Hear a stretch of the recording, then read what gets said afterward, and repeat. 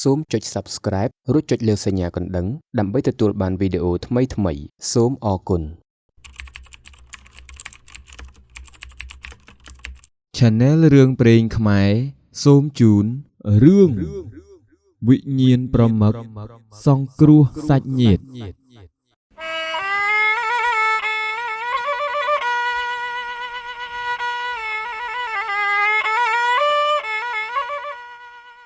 នៅក្នុងភូមិត្រពាំងស្លែងជាភូមិតូចមួយដែលល្បីខាងអ្នកផឹកស្រាខ្លាំងក្នុងនោះមាននាយម្នាក់ឈ្មោះនាយផ្លក់ចយ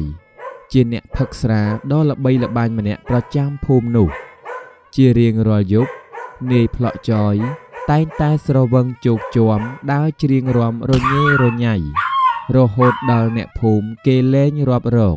យប់នេះនាយផ្លក់ចយផឹកស្រាស្រវឹងជោគជាំដូចសពដងដើរច្រៀងអាឡេអាឡូពេញផ្លូវដាក់មកប៉ងពីរប៉ងឡាប់ជើងប្រងើយប្រងទាំងជិនដាច់ជើងដាក់មកប៉ងពីរប៉ងឡាប់ជើងងើបមកវិញស្រាប់តែឃើញបាត់ជើងដាក់មកប៉ងពីរប៉ងឡាប់ជើងបើម្លឹងតរំពឹងអីផឹកលោកខ្សែដាច់ជើងមួយបាត់ពេលដែលកំពុងតែដើរនៅតាមផ្លូវត្រឡប់ទៅផ្ទះវិញស្រាប់តែបានជួបនឹងបុរសម្នាក់ស្លៀកពាក់ខ្មៅឈរនៅកណ្ដាលផ្លូវនាយផ្លក់ចយក៏ដើរទៅសួរឯងជាអ្នកណាមកចូលស្អីនៅទីនេះបុរសនោះមិនតបក៏លើកដៃចង្អុលទៅព្រៃមួយនៅចំហៀងផ្លូវដោយសារស្រវឹងជោគជាំខ្លាំងនាយផ្លក់ចយក៏ដើរទៅតាម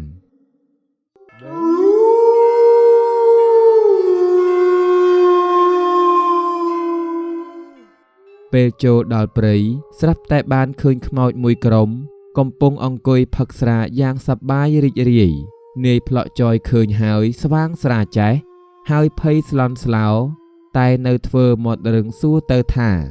ឯងចង់បានអីពីអញខ្មោចមួយក្បាលដែលមើលទៅចាស់ជាងគេក៏ក្រោកឡើងមកនិយាយ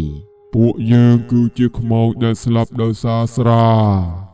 ពួកយើងចង់អញ្ជើញឯងមកចូលរួមផឹកជាមួយពួកយើងដើម្បីឲ្យឆាប់បានស្លាប់ដូចពួកយើងដែរ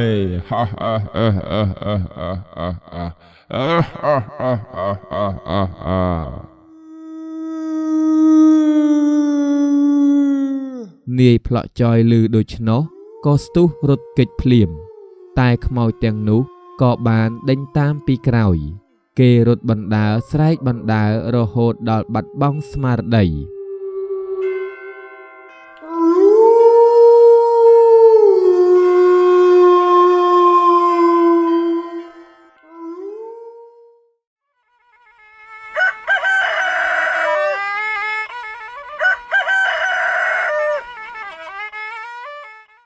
លុះពេលដឹងខ្លួនឡើងក៏បានឃើញខ្លួនឯងដេកនៅក្នុងផ្ទះទៅវិញគាត់ឆ្ងល់ណាស់ថាតើគាត់បានមកដល់ផ្ទះដោយរបៀបណាពេលសួរប្រពន្ធទើបប្រពន្ធគាត់ប្រាប់ថាគាត់ស្រវឹងដួលបាត់មាត់បាត់កត្រូវអ្នកភូមិជួយសែកមកផ្ទះវិញនាយផ្លក់ចយនឹកឃើញរឿងខ្មោចក៏ភ័យញ័រខ្លួនគាត់គិតថា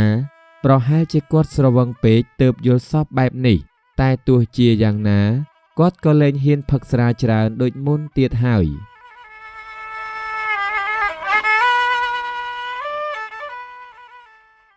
រំលងបានប៉ុន្មានថ្ងៃក្រោយមកនាយផ្លក់ចយក៏បានដើរទៅផ្សារហើយក៏បានជួបនឹងបុរសស្លៀកពាក់ខ្មៅដែលគាត់បានជួបកាលពីយប់នោះទៀតគាត់ភ័យស្លន់ស្លោក៏ស្ទុះរត់គេចពីបុរសនោះតែបុរសនោះក៏ដេញតាមពីក្រោយទៅពេលរត់ទៅដល់ព្រៃដែលគាត់បានឃើញខ្មោចនាយផ្លក់ចយក៏ដួលសន្លប់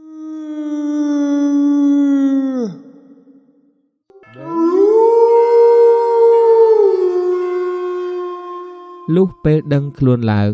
គាត់ឃើញខ្លួនឯងអង្គុយនៅកណ្ដាលរង្វង់ខ្មោចកណ្ដាលព្រៃស្ងាត់ជ្រងំខ្មោចមួយក្បាលដែលមើលទៅក្មេងជាងគេក៏និយាយថាពួកយើងដឹងថាឯងលែងផឹកស្រាច្រើនដូចមុនទៀតហើយតែពួកយើងចង់ឲ្យឯងឈប់ផឹកស្រាទាំងស្រុងនាយផ្លក់ចយឮដូច្នោះក៏ភ្ញាក់ផ្អើលយ៉ាងខ្លាំងគាត់មិនដែលគិតថាខ្មោចទាំងនេះ ដឹងរឿងរបស់គាត់នោះទេគាត់ក៏សួរ ហេតុអ្វីបានជាពួកឯងចង់ឲ្យអញឈប់ផឹកស្រាហ៎ ពេលនោះខ្មោចដែលចាស់ជាងគេក៏តប ព្រោះស្រាបានសម្លាប់ពួកយើងមិនចង់ឲ្យឯងដើរតាមគន្លងយើងទេ នាយប្លក់ចយលឺដូច្នោះក៏នឹកឃើញដល់គ្រោះថ្នាក់ដែលស្រាបានបង្កផលប៉ះពាល់មកលើខ្លួនគាត់នឹកឃើញដល់ពេលដែលគាត់ស្រវឹងជោគជាំដើរច្រៀងរាំរញ៉េរញ៉ៃរហូតដល់អ្នកភូមិគេលែងរាប់រកគាត់នឹកឃើញដល់ពេលដែលគាត់ស្រវឹងដួលបាត់មាត់បាត់កហើយត្រូវអ្នកភូមិជួយសែងយកអាសាមកដល់ផ្ទះគាត់នឹកឃើញដល់ពេលដែលគាត់ស្រវឹងបុកបង្គោលភ្លើងបាក់ដៃបាក់ជើងត្រូវចូលមន្ទីរពេទ្យនិងរំខានគ្រួសារប្រពន្ធកូនរបស់គាត់ឲ្យគេរវល់អស់មួយផ្ទះរយៈពេលជាច្រើនខែគាត់ក៏សម្លឹងមើលខ្មោចទាំងនោះម្ដងមួយខ្មោចមួយក្បាលដែលមើលទៅស្គមស្គាំងក៏និយាយ ខ្ញុំនេះស្លាប់ដោយសារជំងឺទឹកនោមផ្អែមស្រាបានធ្វើឲ្យជាតិស្ករក្នុងឈាមខ្ញុំឡើងខ្ពស់រហូតដល់ខ្ញុំស្លាប់ទៅជាខ្មោចដូចដែលឯងបានឃើញនេះស្លាប់ទៅហើយក៏នៅតែស្គមស្គាំងគ្មានសាច់គ្មានឈាមដែរឯងដឹងទេខ្ញុំនេះហើយគឺជាជីតារបស់ឯងកាលពីជាតិមុន ឮហើយនាយប្លក់ចយភ្ញាក់ផ្អើលជាខ្លាំងហើយក៏លាន់មាត់ អីគេឯងជាជីតាខ្ញុំ ពេលនោះខ្មោចមួយក្បាលទៀតដែលមានជើងតែម្ខាងហាក់ដូចជាជើងម្ខាងទៀតត្រូវបានគេកាត់ចោលរួចក៏និយាយ ខ្ញុំត្រូវគេកាត់ជើងចោលដោយសារខ្ញុំមានដំបៅរ៉ាំរ៉ៃស្រាបានធ្វើឲ្យឈាមខ្ញុំដើរមិនល្អរហូតដល់ដំបៅខ្ញុំរលួយហើយត្រូវទៅពេទ្យព្យាបាលអស់ថវិកាយ៉ាងច្រើនតែនៅតែមិនជាទៀតរហូតដល់ខ្ញុំដល់នៅសេចក្តីមរណាហើយគ្រួសារដែលនៅរស់ក៏ធ្លាក់ខ្លួនក្រទៀតឯងដឹងទេខ្ញុំនេះហើយគឺជាបងប្អូនជីដូនមួយរបស់ឯងកាលពីជាតិមុន លុះនិយាយចប់ហើយខ្មោចមួយក្បាលទៀតដែលមើលទៅមុខមានស្នាមរបួសធំនិយាយឡើងថា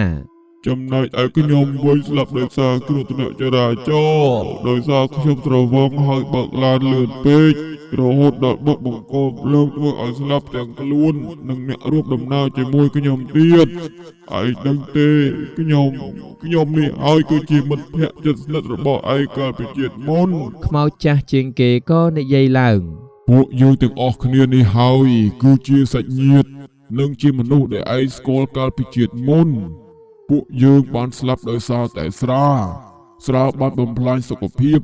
និងអាយុជីវិតរបស់ពួកយើងហេតុដូច្នេះហើយយើងមិនចង់ឲ្យឯងដើរតាមគន្លងពួកយើងទេឯងឮទេយើងនៅតែស្រឡាញ់ឯងនិងចង់ឲ្យឯងមានជីវិតដ៏ល្អប្រសើរ នាយប្លក់ចយឮដូច្នោះក៏កើតក្តីភ័យរន្ធត់និងរំជួលចិត្តយ៉ាងខ្លាំងគាត់មិនដែលគិតថាខ្មោចទាំងនេះគឺជាសាច់ញាតិនិងជាមនុស្សដែលគាត់ស្គាល់កាលពីជាតិមុននោះទេគាត់ក៏សម្រេចចិត្តថាគាត់នឹងឈប់ផឹកស្រាពេលនោះគាត់ក៏និយាយទៅកាន់ខ្មោចទាំងនោះថា អរគុណដែលបានប្រាប់អញនឹងឈប់ផឹកស្រាអញនឹងចងចាំពួកឯងជានិច្ច ខ្មោចទាំងនោះញញឹមដោយក្តីស្រឡាញ់ហើយក៏បាត់ខ្លួនទៅវិញនាយប្លក់ចយក៏ដើរត្រឡប់ទៅផ្ទះវិញរួមជាមួយនឹងអារម្មណ៍ភ័យខ្លាចសោកស្ដាយនិងដឹងគុណ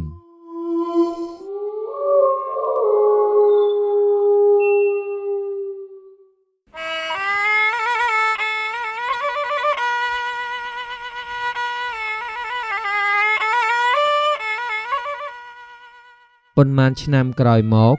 គាត់ក៏បានក្លាយទៅជាអ្នកមានមុខមាត់ម្នាក់នៅក្នុងភូមិគាត់បានរស់នៅយ៉ាងមានសុភមង្គលជាមួយប្រពន្ធនិងកូនរបស់គាត់ហើយគាត់ក៏បានសាងសង់ផ្ទះថ្មមួយយ៉ាងធំផងដែរគាត់បានបើកហាងលក់ទំនិញមួយ